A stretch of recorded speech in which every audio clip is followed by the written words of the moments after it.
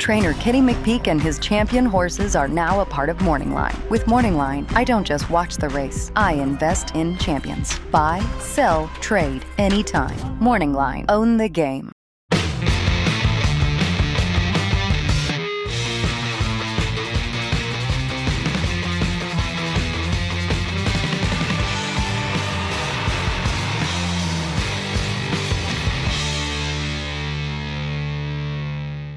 Hi everyone, David Aragona here with Mike Beer taking a look at Race 8 on Pegasus World Cup Saturday. It is the Fred Hooper, a Grade 3 event for the older horses going the one-turn mile on the dirt course. Before we get into the field and the handicapping, I want to let you know that this video is sponsored by Morningline. Morningline is a private SEC-regulated marketplace where approved participants can trade licensed interest in racing's biggest stars like Torpedo Anna and recent Kentucky Oaks contender Taken by the Wind, who won last weekend at Fairgrounds. Be part of championship bloodlines. Visit morningline.io. Buy, sell, trade, own the game. And with Pegasus World Cup coming up this Saturday, you definitely want to get your PPs ahead of time. You can do so at shop.drf.com. Plenty of past performance plans for you to peruse, and you'll want to get those set early because there was a lot of work to be done. Just full fields throughout this 13 race card, 7 graded stakes races, and we're going to help you out. We've got videos for all 7 of these graded stakes races, including the ungraded stakes on this card. So 8 videos in total, stakes previews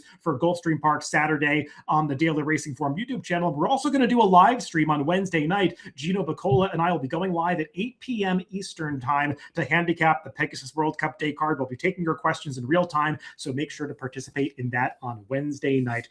Mike, let's take a look at the field of 8, or I should say 9 runners that were entered for race 8 on Pegasus World Cup Saturday. This is the race that kicks off the Rainbow Six. And I'm mentioning that because unlike in some past years, the Rainbow Six is going to be a mandatory payout on Pegasus World Cup Saturday. You might remember in some past years, they've saved it till Sunday. Well, this year it is going to be a mandatory payout on Saturday, which might make some people more interested in playing this Rainbow Six and taking a look at this race that kicks it off, the Fred W. Hooper. This race going the one-turn mile distance. And Mike, we've got a pretty exciting horse in here in the number 1, Life and Times, who is 2 for 2 in his career, basically untested in a couple of victories in New York for Todd Pletcher, both with some big speed figures, but he's going to get his first major class test stepping up against graded stakes company here. Yeah, going to be very interesting to see how he handles it too. There are a couple of horses drawn to his outside who are pretty good. So this is a pretty nice first step into stakes company for this horse. He got off to a really late start to his career, David, but boy, has he looked good in his 2 wins. And he's one of the more exciting horses going into 2026.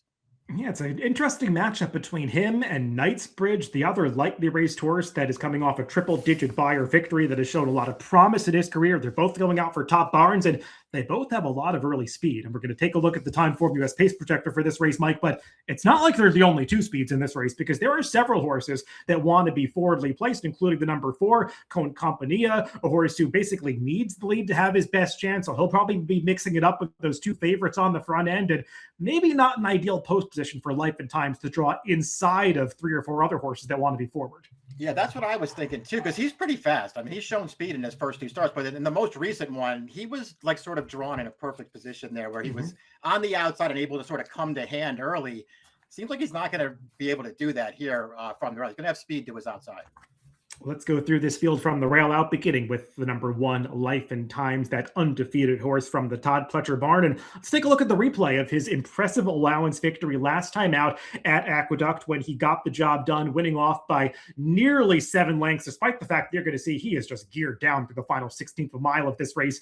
The victory, Mike, never looked in doubt. He made the lead quite easily, set fractions that were very comfortable for him, and he just ran away from this field in the stretch. And you could see Jose Lezcano really not asking him for very much to the final 8th of a mile here. And it's not like there was nobody behind him in this day because this was a pretty salty allowance field, or at least it handicapped that way on the way in. The runner-up in this race, Dreamlike, he's a former grade 1 placed horse who came back and won his next start for Linda Rice, improving his buyer by 5 points. So that really validates the 100 buyer this horse got. He also ran fast on debut. I think the big question, Mike, is just the kind of trip that he's going to work out from the rail with all the other speed in here. Yeah, that's I think the main issue for him, the way I looked at the race too. He's been so visually impressive in his 2 wins. Yeah. I mean, obviously he surprised a bunch of people making that late debut in November, went off at a price for Pletcher, but he just powered along on the lead in that race and buried those horses. And we just showed that replay last time. As you mentioned, it was a really hard hitting, big field, some nice horses in there. And he just made short work of those, of them through the stretch there. This horse can really run. I'll be interested to see how he handles himself here, stepping up in class. And we should mention he's been training in Florida for this. A lot of people were off his stablemate Accelerize in the Louisiana last weekend because Accelerize had worked in company with Life and Times and just got drilled by this horse in the morning. And Accelerize actually won the Louisiana with a 97 buyer. So that certainly flatters the way Life and Times is coming into this race. The number 2, Steel Sunshine, Mike, he would be the obvious beneficiary if for some reason this race came apart. And based on the pace projector, I think there's a possibility it could do so because he likes to drop back early. He's got a big finish on him.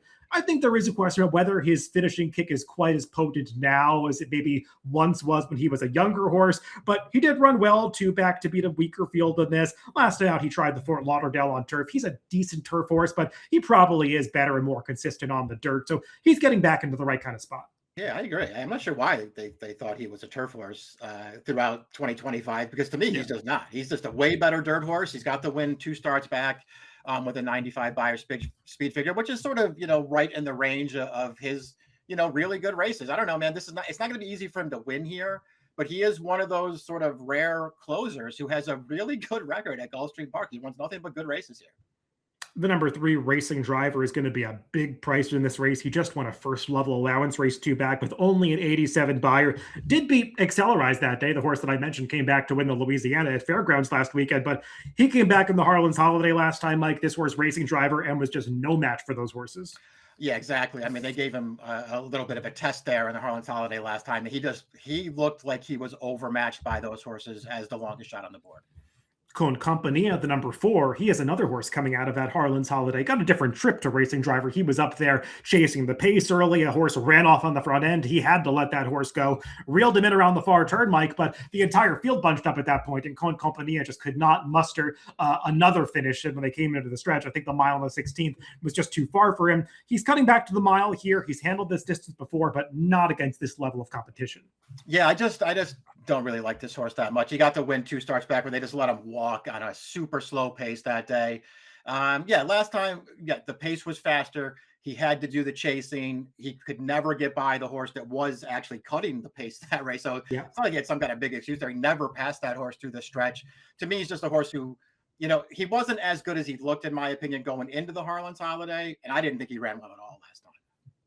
The number 5 Tour Player has had an interesting career for a horse that was bred by Bob Baffert and spent most of his career owned by Bob Baffert. Began in California, but then has made the last 6 starts of his career in Kentucky, going through some different barns. He got a victory for Dwayne Lucas, who he lost last year, one of his last winners in June of last season. Went back into the Baffert stable last time, Mike, off a bit of a layoff, and he got the job done from a wide post and battled back along the inside once challenged in the stretch. It was a good effort. He's probably going to have to run better to beat a field like this. And you will know Baffert finally put him up for public auction. He sold for $350,000 late last year. So going out for a new barn here, but a capable one in Whit Beckman. Yeah, new trainer here. We'll see if he can just sort of keep this horse in form. I think he's probably, I don't think it should be too difficult to do that with him just from watching his races, David. Feel free to disagree here, but this horse is super handy. I mean, you can just ride him however you want to ride him. If you want him to show speed, he will show speed. But in most of his races, at least the last 3 there that he's won, they just take a hold of this horse from the start. He rates very kindly. You ask him to go, he goes. He's kind of like a push button kind of horse. He's really game. Certainly it was really game in the stretch last time when a couple of different horses took runs at him. I don't know. I think he might be a little bit underrated. He's got to improve if he's going to beat the 2 favorites in here, but this horse might be a little bit underrated. The number 6, Knightsbridge, he is very much the other horse in this race because he showed promise right from the start for trainer Bill Mott. Kind of hard to keep him on the racetrack. I mean, he first turned heads back in 2023, Mike, when he made that 2-year-old debut, and he's only made 5 starts since then. He had layoff lines between each of his first 5 starts. It's a good sign that he's finally putting races back to back, and he's won both starts so far this year, despite not having a layoff in between them. We'll take a look at the most recent of those in the Grade 3 Mr. Prospector. Now, this was not the strongest Grade grade 3 field. He was 1-5 for a reason, and there was really nobody else that got bet in this race, nobody else that had form that matched his, and he got away with some pretty soft fractions and pulled away at the end. He did what he was supposed to do. But Mike, now he's stepping up to a race that is a legitimate graded stakes affair, and he's also stepping up into a race that's supposed to feature a much tougher pace scenario for a horse like Life and Times, his main rival, that also wants to be forward. Yeah, exactly. That's how I looked at it too, David. I mean, what's notable about the win last time, I know it's a breakthrough figure for this horse, but man, you don't get, much softer trips than that in a grade 3 sprint race where nobody really challenged him early in the race. They just sort of let him have the lead, and then they tried to take him on off the quarter pole. He had plenty of horse left at that point. He just left those horses for dead. I think he's plenty talented. I won't be surprised when he moves forward again and is really, really tough in here. But it's not like he doesn't have anything to prove. This horse can run, but he's still got stuff to prove. This will be the shortest layoff of his career, coming back in just 28 days, something that I think you do want to note for a horse that has had multiple months between most of his prior starts. The number 7, Backup Up, he's in great form right now. He's coming in off 3 victories in his last 4 starts, ever since getting claimed for just $25,000 by the connections and trainer Bobby DeBona, who does a great job down in southern Florida. This horse, Mike, is coming off a 97 buyer last time, which puts him on the fringes of being competitive in here. That was going 6 furlongs. He's never gone a mile before, but he finishes his sprint races pretty well. It's just a pretty big step up in class. Yeah, he actually paired up 97 his last 2 starts, and he got the 7 furlongs with no issue 2 starts back. So we'll see if the 1-turn mile feels like it's probably not a big stretch. He's obviously great job off the claim with this horse. He's in raging form right now, and this, I guess, is when you want to step him up and take a shot. But it's a way tougher field, and he's also a horse who likes to be right up close here. He's got some pretty fast horses to deal with. The number 8, Catalytic, is going to be a big price in this race. He would be an even bigger price if he got a scratch to draw into the Pegasus World Cup, where he is cross-entered later on this card. Doesn't really belong in that race, and you can make the argument he doesn't exactly belong in this race either, Mike, because while he did finish 3rd in the Harlan's Holiday last time, watching that race back, it just never felt like this horse was going to have much of an impact. He was just kind of there and pit past the tired horses for 3rd, was never in the same league as the top 2 finishers, and he's just never really stepped forward since that distant 2nd place finish to fierceness in the Florida Derby back in 2024. Yeah, he was just sort of a suck-up 3rd last time. And he actually, it's not like he had some huge excuse there, David. He actually had position on the 1-2 finish. It was just that field came into the stretch. They just both ran right by him. Number 9, Nelson Avenue, rounds out this field, and he's another horse that likes to be forward. But, Mike, they've kind of been intent on taking him slightly off the pace in his past couple of starts, and this horse has responded to it pretty well. He kind of raided in the pocket in the Park's dirt mile 2 back, had some trouble kind of securing a path in the middle of the stretch, but once he did, he ran down the loose leader that day. And then last time out, I mean, that was a pretty moderate to slow pace in the 49er last time, and Bishop's Bay had better position than him every step of the way. Nelson Avenue had to squeeze through on the inside and was taking a good run at Bishop's Bay in the late stages of that race. And Bishop's Bay, we should note, came back to win the Cigar Mile on his next start. He's now pointing towards the Saudi Cup. So Nelson Avenue, the company lines are pretty good. He's in good form, and I just love the post for a horse that has tactical speed, doesn't need the lead. He's drawn really well outside of everybody else. Yeah, and he's proven too that he's acquitted himself pretty well in some tough spots. He wasn't always this kind of a horse, but for whatever reason, sort of end of 2024 and into last year, this horse just got really good. He's got a couple of graded stakes places in New York, a couple of stakes races, stakes wins out of town. The mile feels like a really good distance for him. I didn't have a tough time making a case for this horse. Let's take a look at our picks for this Fred W. Hooper, and we're both going to go for some slightly bigger prices on top, taking small shots against the likely favorites in this race. Mike, you're going to land on the number 5 Tour Player, going out for the new connections for the first time. We'll see if he's this kind of a horse. He's going to have to prove it here. It's not going to be easy for him to win, but I feel like maybe there's a chance that he can go with horses like this. And if I'm right about that, this is probably the time to bet him, because he's going to be a fair price in here. And I just like the projected trip for the number 9, Nelson Avenue, who, like you were saying, has just been in really good form lately. He's adapted well to rating, and I know he looks a little light on the buyers. I like to look at the time form US speed figures as well. On those numbers, he's right in line with the 2 favorites, so I think he's going to offer some value in this race with Flavie Pratt getting aboard. 9-1-2-6 for me, and 5-1-6-2 for Mike in the 8th race on Pegasus World Cup Saturday, the Fred Hooper. Good luck if you're playing the races this weekend.